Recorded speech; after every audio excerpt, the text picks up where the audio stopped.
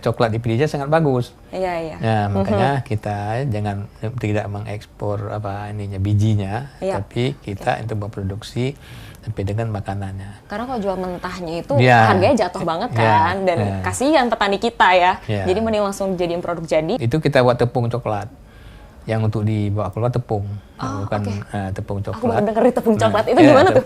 Di sana juga ada beberapa kabupaten kota yang penghasil coklat. Tapi memang yang ininya khasnya di PD Jaya.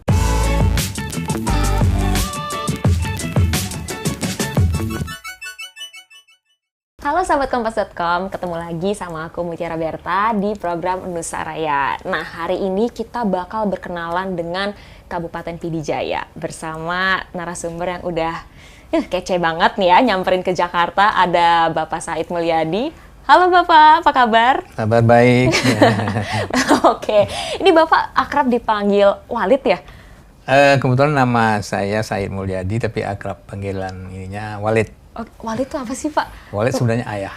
Oh, ayah. Oke. Memang Pak, jadi semua orang di sana manggil Bapak Walid ya? Iya, dari anak kecil sampai orang dewasa panggilnya ini Walid, lebih dikenal Walid. Wah, keren banget. Kalau Bapak Bupati biasanya dipanggil apa nih berarti? Pak Bupati namanya Abuah, panggilannya Abuah, kayak paman. Oh, artinya paman. Wah, unik nih. Abuah paman, kalau Walid itu artinya ayah ya? Iya. Wah, keren. Itu bahasa apa, Pak? Bahasa Aceh. Bahasa Aceh. Oke. Ada bahasa lain nggak nih untuk sebutan ayah kalau di Aceh sana, Pak? Ada abah, ada bapak, ada abu. Oh gitu. Oke. Kalau Bapak Walid tadi manggilnya ya. Ada abi. Oke. Pak, aku baca-baca nih. Bapak kan dari dulu aktifnya di PD ya? Di PD. Di PD. Oke, dan sekarang menjadi Wakil Bupati di PD Jaya. Kenapa sih Pak selalu di PD? Padahal kalau yang lain ini kadang-kadang suka ada yang nyebrang pulau kan ya. Misalkan lahir di mana, berkarirnya di daerah mana gitu. Bapak kenapa nih selalu di PD? Terima kasih. Kebetulan saya itu Wakil Bupati ini dasarnya dari birokrat. Birokrat yang lebih kurang itu di PD 30 tahun. 10 tahun mulai dari staf kantor camat sampai terakhir jadi sekda di PD. Tapi kebetulan pada hari ini kita ke PD Jaya. Mendampingi Abuah. Apa sih Bapak paling cintai dari PD nih Pak? Dan sekarang PD Jaya ya? Iya. Dan sekarang di PD Jaya. Kebetulan kami itu pegawai kabupaten, ya dengan sendirinya kami tetap berputar-putar tetap di PD. Namun pada tahun 2014 kita itu diajak sama Abuah, Pak Bupati sekarang, itu diajak untuk mendampingi beliau di PD Jaya. Alhamdulillah sampai sekarang masih di PD Jaya. Oke. Berarti kan Bapak dulunya tuh bukan yang di politik banget ya? Pas ditawarin nih bersama Abuah. Oh ya Abuah, sorry. Pas ditawarkan, diajak ya mendampingi Pak Abuah, gimana tuh perasaan Walid waktu itu? Benar. Saya itu memang nggak menyangka dan juga nggak ada rencana untuk ikut berpolitik, namanya jabatan politik, karena saya dari karir lah, dari staf sampai jadi eselon 2 di kabupaten. Namun karena waktu itu ada pemilihan kepala daerah yang banyak, memang kebetulan di Aceh waktu itu yang rata-rata tuh para kombatan, yaitu dari partai Aceh lah, partai Aceh itu minta didampingi sama birokrat. Birokrat yang mungkin ada sedikit pengalaman lah masalah pemerintahan, yang keinginan beliau itu mungkin hal-hal yang memang yang dengan sendirinya yang birokrat sudah pastilah ada sedikit tahu masalah pemerintahan. Dengan harapan bisa di pemerintahan ke depan bisa berjalan dengan baik. Itu yang diinginkan. Dan ini kolaborasi yang berhasil juga ya. Sekarang udah 2 periode ya? Alhamdulillah sudah periode kedua, sudah 8 tahun setengah di PD Jaya. Kok bisa sampai selanggang ini nih Pak? Itu gimana tuh bisa sampai selanggang itu? Mungkin ada kayak tips and triknya sedikit lah. Mungkin buat di daerah-daerah yang lain nih. Benar. Gitu. Yang pertama sekali karena kami itu biasanya kalau birokrat itu tetap menghargai pimpinan. Pimpinan yang lebih tinggi tetap pimpinan. Dan kami tahu kayak saya sendiri bahwa saat ini bahwa kita tahu sebagai wakil bupati, biarpun ada hal yang itu yang kita lakukan, kita tahu posisi kita wakil bupati. Makanya dengan tahu kita sendiri itu wakil bupati, ya pendamping bupati atau pembantu bupati, yang alhamdulillah sampai sekarang itu bisa menjalankan hal-hal yang dapat kita lakukan sesuai dengan kesepakatan kita dan visi misi bupati. Gimana sih Pak, waktu itu kan kita lagi di masa pandemi ya, dan Bapak kan dengan Abua itu sudah sejak sebelum pandemi ya, 2 periode ini kan berarti udah ada di masa sebelum dan pasca pandemi ya. Bedanya apa sih Pak memimpin di sebelum pandemi dan sekarang di masa pandemi? Ada struggle, challenge apa nih? Ya kebetulan kita mulai itu menjadi wakil bupati itu di 2014. 14 ya, yang pertama sekali kita pasti merencanakan untuk pembangunan 5 tahun ke depan. Dalam hal itu memang kita terjadi musibah juga, musibah gempa Pidijaya waktu itu. Itu 2016, kita kan 2014 baru merencanakan bagaimana polanya supaya menjalankan pemerintahan bisa jalan dengan baik. 2015 itu kita sudah dengan anggaran-anggaran yang memang sudah yang kita rencanakan supaya tepat sasaran. Tapi di 2016 ini kita gempa. Semua yang kita rencanakan itu akan mungkin agak berubah. Karena waktu itu banyak bangunan-bangunan yang memang ada infrastruktur yang memang rusak akibat gempa di Aceh. Dan juga seperti masjid itu hampir 35 masjid itu rontoh, rubuh semua. Yang harus dibangun baru. Dan juga sekolah-sekolah.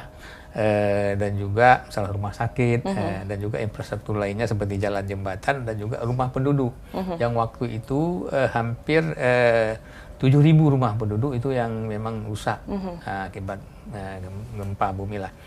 Makanya di 2016 itu kan sudah berubah pola ini yang sudah kita rencanakan akan berubah. 2018 kita sudah berakhir. Berakhir sehingga apa yang kita rencanakan dari yang pertama itu agak sedikit tidak sesuai. Makanya yang alhamdulillah kami juga bersepakat untuk naik kedua kali. Naik kedua kali, waktu itu kita ada 4 pasangan di 2018 yang kemudian alhamdulillah kami juga mendapat kepercayaan dari masyarakat, itu mendapat 52% dari 4 pasangan. Nah, makanya untuk melanjutkan yang ketertinggalan di 2000 periode pertama, yang insya Allah dapat kita lakukan karena kita nggak lagi memikir, sudah terpola, sudah tahu kita apa yang harus kita lakukan. Yang insya Allah sampai dengan saat sekarang ada infrastruktur dan juga masalah kalau di Pidijaya itu masalah pertanian yang kita utamakan. Itu ya sudah hampir sempurna lah. Namun ada beberapa hal yang perlu memang sentuhan baik dari pemerintah kabupaten, provinsi maupun pemerintah pusat sendiri. Kalau di pusat sendiri kan sebenarnya menggalakkan infrastruktur ya. Kalau di Pidijaya sendiri infrastruktur yang lagi digalakkan apa nih? Dan ditambah waktu itu ada gempa bumi. Pasti agak terhambat nih jadinya. Terus juga ada pandemi. Mungkin ada yang terhambat lagi nih atau mungkin dibatalkan. Itu kira-kira gimana tuh Pak? Yang alhamdulillah memang mungkin waktu itu gempanya di 2016, 2017, 2018 kita hampir selesai. Baik infrastruktur jalan, jembatan maupun pembangunan masjid dan juga rumah sekolah itu sesuai dengan target, dengan rencana aksi yang kita lakukan itu hampir 2 triliun. Itu hampir semua dapat dilaksanakan, dan pembangunan rumah hampir 7.000 rumah itu dapatlah dengan bantuan NGO dan itu dukungan semua pihak, insya Allah dapat kita lakukan. Memang pas di tahun periode kedua kami sudah merencanakan untuk melanjutkan pembangunannya di infrastruktur yang belum memang tersentuh itu kita lakukan. Memang terjadi pandemi. Nah, itu juga jadi satu persoalan ya, karena keterbatasan anggaran. Waktu itu akan ada penyesuaian anggaran lah. Sehingga ada beberapa hal yang tidak bisa kita lakukan. Ini yang merupakan agak satu kendala. Namun kita juga berupaya semaksimal mungkin untuk meminta atau dukungan dari pemerintah provinsi maupun pemerintah pusat dalam hal ini dana alokasi khusus dan sebagainya, yang sehingga kekurangan dana itu dapat terpenuhi untuk kebutuhan infrastruktur di daerah kita. Wah, menarik banget. Karena tantangannya cukup banyak ya. Tadi ada gempa dan pandemi segala macam gitu ya Pak. Dan dengan kemenangan yang kedua 54% tadi ya? 52. 52% suara. Berarti berhasil banget nih memikat hati masyarakat. Sebenarnya ada cara jitu apa sih untuk memenangkan hati masyarakat, Pak, di PD Jaya? Cuman yang secara khusus bang kita tidak ada, cuma hanya mungkin ya yang namanya Pak Bupati ini orangnya memang orang agamais lah. Oke. Ya dia ya pokoknya paling kami ya salat berjamaah di masjid-masjid, kunjungan ke tempat-tempat ini tempat-tempat pengajian, itu aja yang kita lakukan. Tidak ada yang secara khusus yang kita lakukan. Namun kita masalah infrastruktur tetap berupaya dengan komunikasi ke pusat lah. Itu yang memang yang utama kita lakukan. Sangat keterbatasan, apalagi dengan pendapatan asli daerah juga kurang, nggak ada sumber yang memang yang dapat kita andalkan di daerah. Oke, berarti selain sumber dana dari pusat juga sedang menggalakkan, yang aku baca ya, menggalakkan pariwisata, komoditas, terus juga ada semacam peluang baru untuk investor karena infonya ada migas juga ya dari Repsol. Iya. Benar. Itu mungkin boleh dibahas satu-satu nih. Mau bahas yang mana dulu nih Pak? Komoditi, pariwisata, karena banyak nih program kerjanya nih. Sama yang migas, mau yang mana dulu nih Pak kira-kira? Yang pariwisata dulu, yang sumber daya ini. Oke. Di PD Jaya memang ada beberapa destinasi wisata yang memang belum terkelola dengan baik. Ya, ada yang di pantai maupun yang di pegunungan. Itu sangat bagus, mungkin alamnya sangat bagus karena di PD Jaya itu ada 8 kecamatan, di tengah-tengah itu jalan negara. Ya, semua kecamatan itu ada laut, ada gunung. Nah, itu sangat bagus yang sebenarnya, dan juga bagus untuk tempat singgah, sehingga orang dari Banda Aceh bisa singgah di PD Jaya, juga dari Medan bisa singgah karena 3 jam lagi ke Banda Aceh. Itulah yang upaya kami dari pemerintah daerah, kita buat kayak di Jakarta mungkin sebagai rest area. Itu yang sedang kita lakukan, itu dengan komoditi coklat atau kuliner coklat yang ada di PD Jaya. Itu yang kita lakukan karena saat sekarang itu baru ada home industry 1 tempat. Kepinginnya kami dari pemerintah daerah itu ada berapa tempat bisa hadir home industry yang lain. Sehingga kalau orang ke PD Jaya itu bisa tahu bahwa ini ada kulinernya coklat dan serba coklat lah. Yang alhamdulillah ini sudah ada pabrik yang dibantu oleh pusat juga, tingkat operasionalnya. Mungkin kalau ini sudah selesai, berarti sudah ada dua home industry lah, bukan industri besar, tapi namun itu bisa menjadi kayak kita buat kayak tempat wisata. Nah, dari penanaman coklat sampai dengan bisa menghasilkan kayak Silver Queen. Itu yang kita lakukan. Jadi sekarang memang ini udah ekspor berarti ya? Kita nggak cukup kalau ekspor. Memang kalau secara produksinya ya memang kalau untuk ekspor ya nggak cukup. Tapi ada target ke sana. Namun ada kualitas coklat di PD Jaya sangat bagus. Iya. Nah, makanya kita tidak mengekspor bijinya, tapi kita untuk memproduksi sampai dengan makanannya. Itu yang kita galakkan masyarakat supaya masyarakat ada kegiatan-kegiatan yang dilakukan. Karena kalau jual mentahnya itu harganya jatuh banget kan, dan kasihan petani kita ya. Jadi mending langsung dijadiin produk jadi untuk ekspor. Belum diekspor tapi ya? Belum. Karena nggak cukup. Tapi berarti ada langkah ke sana nggak Pak? Untuk ekspor coklat sendiri? Mungkin kalau produksinya saya pikir nggak mungkin bisa cukup, karena itu banyak juga kalau untuk produksi aja harus kita datangkan dari luar, dari kabupaten lain yang ada coklat, kita produksi di PD Jaya. Mungkin semoga one day ya kita memperkenalkan coklat Indonesia keluar nih, karena kualitinya sempat nomor 1 ya? Iya, bagus. Nomor 1 ini kualitas coklatnya. Berarti ada, kalau misalkan anak muda nih, kan sekarang lagi banyak banget yang tergila-gila dengan kegiatan ekspor nih Pak. Ada nggak nih peluang kalau misalkan mau ke PD Jaya, terus mau mencoba mungkin buka lahan di sana, coklat, terus mau ekspor, ada peluangnya nggak nih Pak, bagi anak muda nih? Itu bisa jadi, karena di masyarakat kita itu kadang-kadang habis panen itu langsung dijual. Memang maunya kita itu ada fermentasi. Koska fermentasi itu karena yang masyarakat karena langsung butuh uang, dia nggak mau fermentasi. Itulah yang kita upayakan supaya mungkin harganya lebih mahal, ekonomi lebih tinggi kan. Itu yang kita lakukan. Tapi kalau untuk produksinya bisa saja, itu kita buat tepung coklat. Yang untuk dibawa keluar tepung, bukan tepung coklat. Aku dengar tepung coklat, itu gimana tuh? Tepung coklat ya Bang. Bubuk coklat ya. Jadi bubuk itu boleh diolah tuh jadi makanan kan, jadi makanan. Mungkin sudah dipres lemaknya. Yang mahal kan lemak coklatnya yang dijual. Berarti selain menggencar produksi dari pemerintahan daerahnya juga berusaha mensosialisasikan ke warganya ya bahwa jangan serta-merta menjual produk mentahnya gitu kayak. Iya. Oke. Makanya peran pemerintah mungkin dapat menampung kayak koperasi, bisa menampung jangan dijual keluar. Nah itulah kita nanti baru kita arahkan ke yang memproduksi ke home industri. Dan tadi ada menyebut soal kuliner serba coklat nih. Tadi disebutkan juga ada tepung coklat ya. Selain itu ada apa lagi nih yang bisa diperkenalkan ke teman-teman di rumah nih, sahabat Kompas.com di rumah? Paling-paling ya itulah kalau memang coklat, paling ya itu kalau tepung untuk bawa keluar, untuk minuman coklat, dan kue yang serba coklat, itu insya Allah sudah jalan. Dan juga kalau orang dari Banda Aceh itu pasti singgah, ada rumah coklat itu pasti singgah di Pidijaya. Ada harus mampir nih ke sana nanti ya. Namanya Sokalati. Itu yang sudah ke orang Malaysia dan jadi kirim keluarga, tapi bukan dalam bentuk yang besar kan. Ya, tapi sudah dikenal ke luar. Itu yang sudah kita lakukan sekarang. Kalau misalnya nih, aku tertarik mau cobain coklat asli sana ya.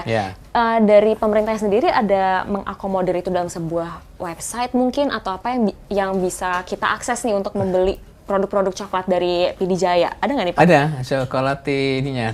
Kalau nggak salah kami ada Sokalati apa istilahnya? Sokalati lah. Itu udah ada. Nanti bisa di-insert kali ya, biar teman-teman di rumah tahu nih bisa mengunjungi kemana. Rata-rata harganya berapa Pak itu?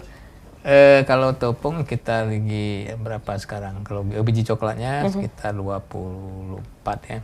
Itu kalau tepung variasi dia. Ada kelas 1, kelas 2 dan ininya. Ada yang banyak lemak, ada yang sudah diperas lemak sedikit, ada yang pahit. Kadang orang nggak suka pahit. Ada sedikit dikasih ini gula, manis kan. Salah satu tempat yang wajib dikunjungin kalau kamu lagi di Pidijaya ya. Bahkan negara tetangga pun kalau main ke situ pasti harus mampir ke rumah coklatnya itu ya. Menikmati coklat khas Aceh. Rasanya apa sih Pak? Mungkin yang membedakan? Beda lah, nggak tahu. Pokoknya dari hasil penelitian juga ininya kadar lemaknya beda dengan di tempat yang lain, dalam kualitasnya beda. Mungkin di sana juga ada beberapa kabupaten kota yang penghasil coklat. Tapi memang yang ininya khasnya di Pidijaya.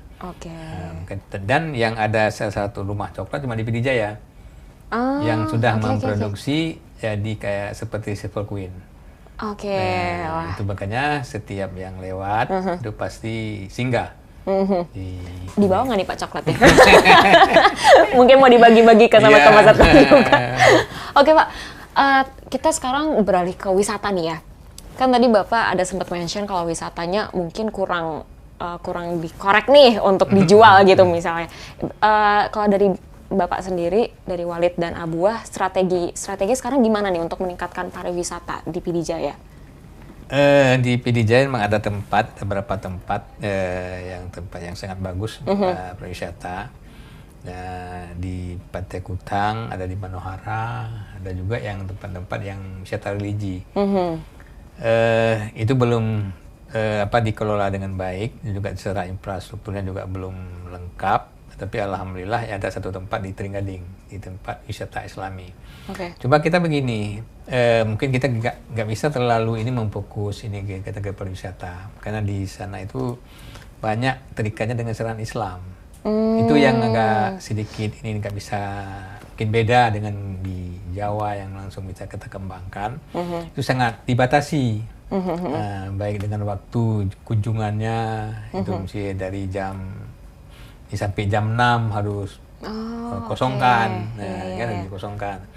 Dan juga secara-cara lah masyarakat di tempat itu nggak boleh berduaan macam-macam. Itu yang yang sangat dibatasi lah.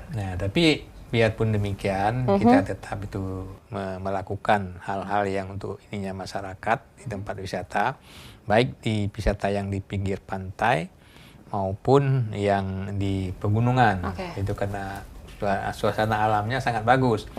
Makanya kita pemerintah daerah melalui kecamatan maupun dari kepala desa juga diatur supaya ini tidak melanggar syariat. Karena kita lihat antusias masyarakat itu sangat bagus untuk kegiatan-kegiatan, baik mungkin tamu-tamu dari kabupaten kota yang lain yang bisa singgah di Pidijaya. Tadi kalau misalkan terikat dengan syariat Islam dan segala aturannya, berarti sebenarnya ramah dengan tur muslim ya? Karena kan sekarang di agen travel nih udah banyak menggalakkan tur muslim juga ya? Ini bisa jadi salah satu destinasi yang dituju nih sebenarnya ya? Bisa kita akali dengan tur muslim, karena berarti sejarah muslim di sana kuat juga kan? Iya, alhamdulillah. Oke, dengan tadi ada beragam masjid juga di sana ya? Sejarahnya kuat-kuat. Oke, dan ada benteng juga ya? Aku sempat cari benteng. Ada benteng di Belanda dulu. Oke, wajib dikunjungi nih. Karena kalau misalkan teman-teman search di internet, wah pemandangannya Pak, cantik banget loh. Beneran deh, cantik banget. Sunsetnya, sunrise-nya, cantik banget. Laut di sana juga, tepi lautnya. Dan kita berada lagi berarti ke yang lagi ramai diomongin nih. Apa itu? Ya, migas nih. Ini kayaknya berpotensi banget karena untuk perekonomian di sana kan ya. Itu boleh diceritain nggak Pak, awal mulanya tuh hingga bisa bekerja sama gitu? Waktu kami baru pertama memimpin Pidijaya itu 2015. Itu kami tahu bahwa adanya satu perusahaan luar yang masuk untuk pencarian, yaitu Repsol, dan juga ada beberapa perusahaan yang lain, Premier Oil dan Mubadala kalau nggak salah kami. Dalam hal ini udah hampir 2015, 6 tahun sampai dengan saat ini sedang melakukan eksplorasi, pencarian, sedang pengeboran, tapi yang insya Allah mungkin dalam 1 bulan ke depan itu akan habis masa pengeborannya.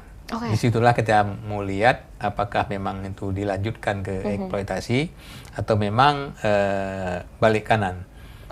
Inilah yang juga ini perlu kesiapan Pemda. Kami juga sangat mendukung sebenarnya lahirnya industri migas di Pidijaya mungkin secara khusus, juga secara Aceh ya. Tapi alhamdulillah dari informasi yang terakhir kami terima bahwa ini terus dilakukan pengeboran yang insya Allah mudah-mudahan ini dapat berhasil. Itu langkah pemerintah daerah. Mungkin kalau saat ini memang belum ada langkah-langkah yang kita lakukan yang secara ini, karena setelah pertambangan itu kan di bawah, bukan lagi kewenangan dari pemerintah daerah. Namun kita perlu juga mempersiapkan mungkin sumber daya manusianya dalam hal nanti pembangunan infrastruktur kalau memang ini jadi. Itu langkah-langkah yang kita lakukan, melatih tenaga kerja yang teknis lah yang kaitannya dengan migas. Itu yang akan kita lakukan di ke depan. Itu kesiapan pemerintah daerah yang kadang-kadang perlu tenaga kerja yang kami menginginkan bahwa banyak tenaga kerja lokal yang diterima. Itu yang kesiapan pemerintah daerah. Berarti memang mengupayakan sekali ya tenaga kerja lokal sampai dipersiapkan dengan baik ya kalau Pak. Kalau memang ini jadi nanti, insya Allah. Amin. Berarti ini juga menjadi magnet juga nih buat calon investor. Ya, kalau memang ini jadi, alhamdulillah. Kalau yang sudah lahirnya tambang di daerah, kami yakin bahwa ya akan merubah lah ya pendapatan daerah dan juga masyarakat mungkin dengan tenaga kerjanya dapat terserap semua di dalam rangka kegiatan ini. Itu yang alhamdulillah mungkin bisa lebih maju lah ke depan kalau memang ini lahir industri migas di Pidijaya. Amin ya. Oh ya Pak, sekarang kan juga lagi eranya UMKM nih. UMKM di Pidijaya gimana nih Pak? Memang sekarang kalau di Pidijaya memang banyak kuliner-kuliner, baik kuliner masalah ya minuman, juga masalah dengan kue dan juga hasil-hasil ini kegiatan ibu-ibu rumah tangga lah. Nah, itu tetap ada, itu tetap dilakukan. Kalau di sana ada beberapa tempat memang yang dilakukan untuk dibuat kuliner masyarakat. Produk unggulannya berarti apa nih Pak kalau dari UMKM lokal nih? Cuma kue-kue biasa. Kue-kue ya? Kue biasa yang khas Pidijaya? Yang khas Pidijaya. Ada satu nggak yang bisa disebutin nih? Kita kalau di sana memang ada misalnya kayak makanan. makanan kayak ada sate kaya istilahnya. Itu sate khusus Bang, beda dengan sate yang di kabupaten kota yang lain. Oh, apa nih yang membedakan nih? Kebetulan kemarin kami juga jamu dari pemerintah provinsi, ada rombongan dari tamu dari Banda Aceh. Itu bila kita jamu dengan sate kaya. Satenya besar-besar, itu dipotong-potong, mungkin nggak ada, di tempatnya nggak ada. Sate khas Pidijaya di Bandung. Nggak ada yang tempat lain.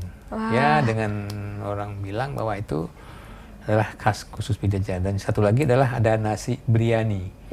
Nasi biryani. Kalau kita dengar nasi biryani lah di sinilah makanan Arab kan. Tapi beda dengan yang biryani yang di sini dengan biryani yang di Pidijaya. Itu mungkin berasnya beda. Kalau ini kan beras panjang, ini beras besar. Tapi alhamdulillah itu menjadi khas lah di Pidijaya.